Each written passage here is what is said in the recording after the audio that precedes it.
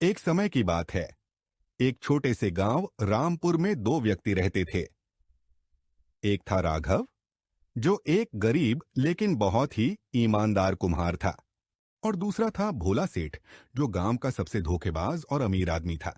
राघव दिन भर मिट्टी के बर्तन बनाता, मेहनत करता और हफ्ते के बाजार में उन्हें बेचता। उसके पास बहुत ज्यादा पैसे नहीं थे, लेकिन वह सच्चाई के रास्ते पर चलता और चैन की नींद सोता। वहीं भोला सेठ के पास धन तो बहुत था, लेकिन न तो लोगों का भरोसा था और न ही आत्मसंतोष।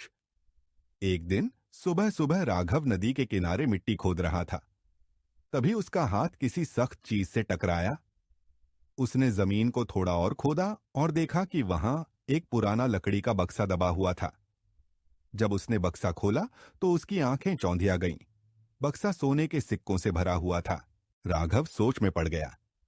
ये तो किसी की गुम हुई दौलत है। क्या करूं?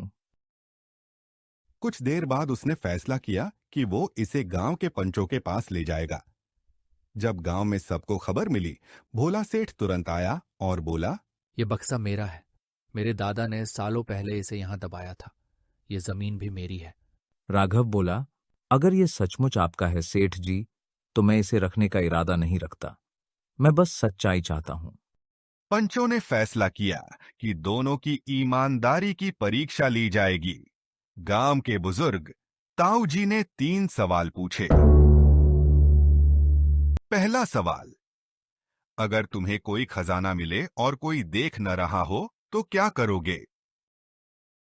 राघव बोला, मैं उसे लौटाऊंगा, जैसे आज किया। भले ही कोई न देखे, पर भगवान तो देखते हैं। भोला सेठ बोला, हम शायद मैं भी लौटा देता। दूसरा सवाल, क्या तुमने कभी झूठ बोला या किसी को धोखा दिया है? राघव बोला, मैं झूठ बोलकर कमाकर चैन की नींद नहीं सो सकता। भोला सेठ बोला, अरे थोड़ा बहुत झूठ तो सब बोलते हैं।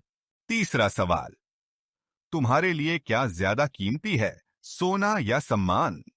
राघव बोला, सम्मान, क्योंकि दौलत चुराई जा सकती है पर ईमानदारी हमेशा साथ रहती है। भोला सेठ बोला, सोना, क्योंकि सोने से सब कुछ खरीदा जा सकता है। ताऊ जी ने पंचायती निर्णय सुनाया। ये खजाना किसी का नहीं था। ये जमीन सरकारी है और सेठ जी के पास इसका कोई सबूत नहीं। इसलिए इस ईमानदार व्यक्ति को इसका इनाम मिलना चाहिए। आधा खजाना गांव के स्कूल के लिए दिया गया और आधा राघव को ईमानदारी के इनाम के रूप में सौंपा गया। राघव ने उस पैसे से गांव में एक छोटा स्कूल और मिट्टी के बर्तन की वर्कशॉप खोली। वह अब भी मिट्टी के बर्तन बनाता था, लेकिन अब बच्चों को भी ईमानदारी और मेहनत की शिक्षा देता था। और सेठ जी, लोग अब उसकी बातों पर हंसते थे और उसकी दुकानें सुनसान पड़ी थीं। तो दोस्तों, इस कहानी से हमें यही सीख मिलती है कि ईमानदारी देर से जीतती है, लेकिन सच्ची और स्थायी जीत वही होती है